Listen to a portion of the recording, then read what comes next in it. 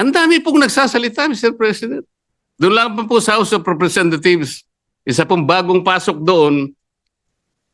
Ngunit patagal na pong nagserbisyo sa ating bansa. Naging senadora, naging Secretary of Justice, naging chairman ng Human Rights Commission. Alam po ba kung ano sinabi niya sa isang panayam? Ito po, nakuha ko. Harap-harapan na tayong niloloko. Kakaibang korte ito. Sana sa palengke na lang final ang impeachment case. At least doon, may nagtitinda ng totoo.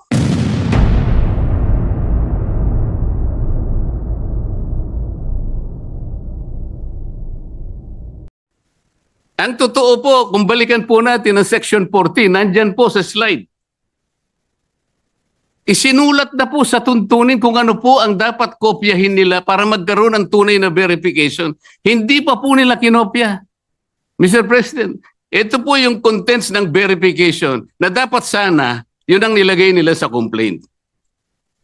We, sabi po rito, after being sworn in accordance with law, depose and state that we are the complainants in the above entitled complaint or resolution of impeachment, that we have caused the said complaint resolution to be prepared and have read the contents thereof, and that the allegations therein are true of our own knowledge and belief on the basis of our own reading and appreciation of documents and other records pertinent thereto. Kokopyahin na lang, Mr. President. Hindi pa nakopya. Mr. President, alam mo po, nung ako'y grade 4, yung teacher po namin, binigyan po kami ng isang short quiz. I-drawing ninyo kanya yung Bicol region. Siguro po 1963 yun, Mr. President. Yung Masbate, hindi pa kasali sa Bicol region. O hindi, kabisado ko naman po sapagkat mahilig po ako sa social studies, Mr. President. Meron pong dalawang nangungopya sa akin. Yung isa nasa likod, yung nasa kaliwa ko. Yung nasa likod po, nakopya niya pong tunay yung aking drawing. Pinagalitan siya pero ipinasa po sapagkat nakopya niya po yung aking drawing. Yung isa po, nangopya na nga, hindi pa niya nakopya. Ang kinopya po, Masbate. O wala po. Hindi po siya nakapasa. Ano pong ibig ko sabihin dito? Kokopyahin na lang eh. Alam po ninyo sa mga litigation lawyers, practicing lawyers worth their salt. Wala ka lang certification of non-forum shopping, i-dismiss ka ng Supreme Court. Paliwanag po yun. Hindi subscribe yung complaint mo, dismiss ka kagad. Mahigpit po ngayon eh. Ito po, this is an impeachment complaint. You are removing the second highest official of government. Yun lamang pong verification. Sablay na po eh. Ano pong nakalagay dito? Section 3, paragraph 3. An impeachment complaint required to be verified which contains a verification based on information and belief or upon knowledge or information and belief or lacks proper verification, katulad po nito ngayon, shall be treated as an unsigned impeachment complaint. So pwede pong tratuhin pala ngayon sapagkat wala pong verification. It may be treated as unsigned impeachment complaint. Paano ba yun? Pagkatapos magsasalita po ang napakarami. Alam po ninyo kung, Sir President, kumbaga po sa nagluto ng sinaing, pasensya na po kayo kung kinakailangan ako po'y gagawa ng pagkahalin tulad, ano. Ang impeachment complaint po ay parang sinaing na niluto ng House of Representatives. Hilaw po eh. Hilaw na hilaw. Ano po yung hilaw sa Bicolano, Mr. President? Hilaw din po yata. Sa Bisaya, hilaw din po. Sa Kapampangan, magadto, Mr. President.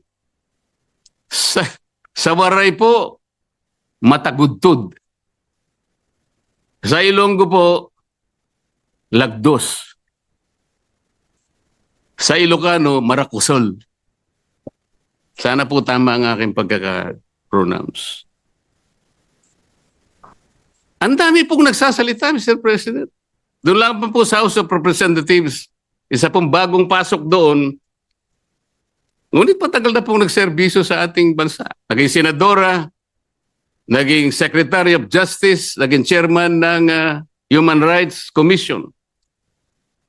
Alam po ba kung ano sinabi niya sa isang panayam? Ito po, nakuha ko. Harap-harapan na tayong niloloko. Kakaibang korte ito. Sana sa palengke na lang final ang impeachment case. At least doon, may nagtitinda ng totoo. Sana po, magtinda po siya ng matagudtod na kanin diyan sa Samar. Baka may bibili kaya. Pwede kaya siyang pumunta diyan sa Pampanga po para magbenta ng magadto na kanin. Kung may bibili, baka sakali. Pumunta kaya sa Panay para magbenta ng lagdos na kanin. Wala po siguro, Mr. President. Baka ngayon dagan dingding, hindi pa patusin. Huwag pong ganun. Ang dami na pong nagsipagsalita. Samantalang hindi po nila nakita. Ang dami, kayo po nagsimula ng mali. Hindi naman po sinasabi ng Korte Suprema na kailanman ay huwag kayong mag-impeach, huwag na kayong mag-file. Ayusin nyo lang po eh. Yun lamang po ang gustong mangyari dito. Ayusin nyo. You want to impeach the Vice President, do it in the right way. Hindi naman po tinignan ng merito eh. Ang sinasabi yung proseso, hindi po nyo sinunod eh. Sinasabi na nga, walang impeachment complaint bukod sa isa. Laban sa isang opisyal sa loob ng isang akalain mo namang 4 po kagad ang ipinay. Pagkatapos yung 4, i-consider mo na isa. Hindi naman po yata tama yun, Mr. President.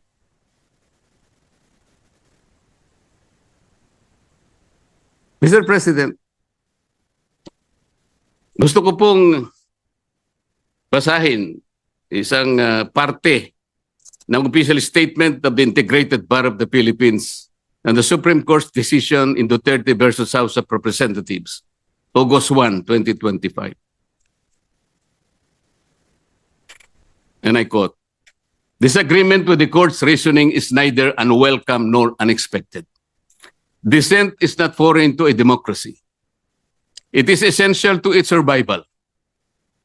But to incite public repudiation of its authority, or even just to call for its outright defiance, erodes the very foundation of the legal order.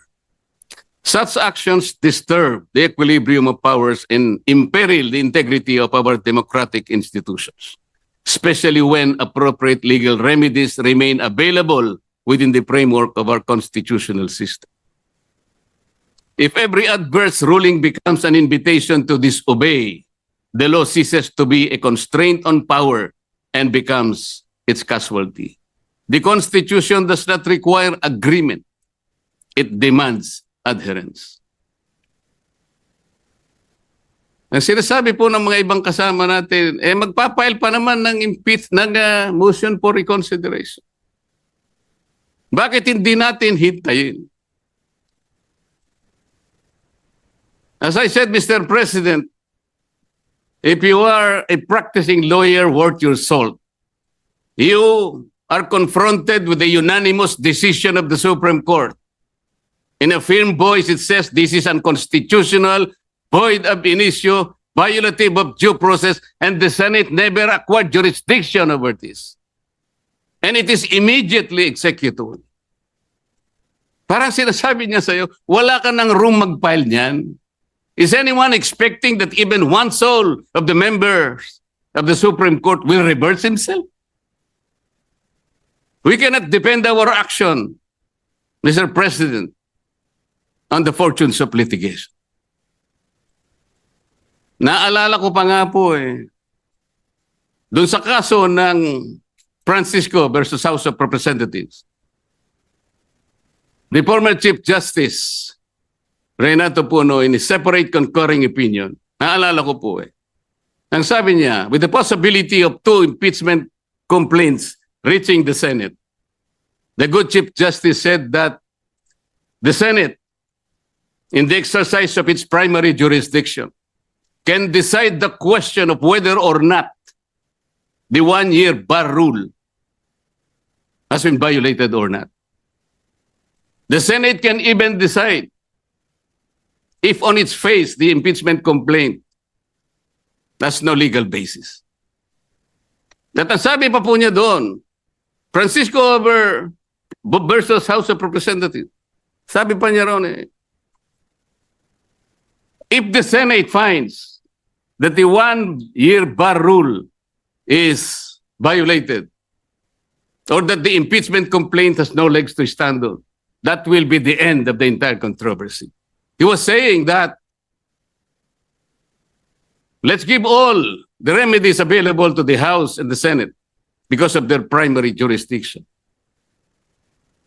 But when the case is ripe for judicial determination, it was the view of the former Chief Justice that the Supreme Court at that time, and only at that time, when it can speak with great moral authority in order to compel the loyalty, the respect, and the obedience of our people. Mr. President, when the Supreme Court negates the actions of a co-equal branch of government, it does not assert its superiority. Instead, it upholds the supremacy and the dominance of the fundamental law of the land, the Constitution. And so the Supreme Court has already spoken. The last arbiter of law, it says the complaint is unconstitutional, is void ab initio, is violative of due process. The Senate never acquired jurisdiction over this. It is immediately executory. On that note, Mr. President, I respectfully move that the impeachment complaint be dismissed. I so move, Mr. President.